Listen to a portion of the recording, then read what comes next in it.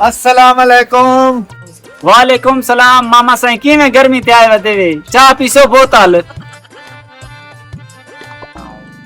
ओ जी ना चाह पिलाओ ना बोतल गर्मी है। तुसा 2 गिलास आम दा जूस पिला रहे हो। सजू भाई 2 गिलास जूस दे। ठीक है आवे दे। मामा साईं इखलाक आजकल क्यों नहीं नजर आंदा पे?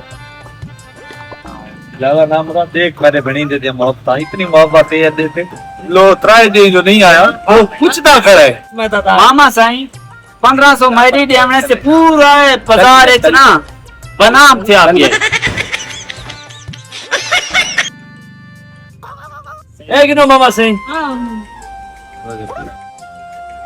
मामा सही जूस ठंडा तक कोई नहीं याद।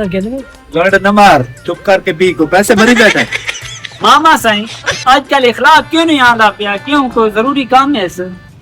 ओ साईं बहुत जरूरी काम को लगावत है उदा काम थी वने और उदे नाल मैं आसा तो सारे दे को लेन देन दे के हजार कुत्ते दे वैसे बड़ी जा 5 किलो वाला शाहपुर चा देवे ना।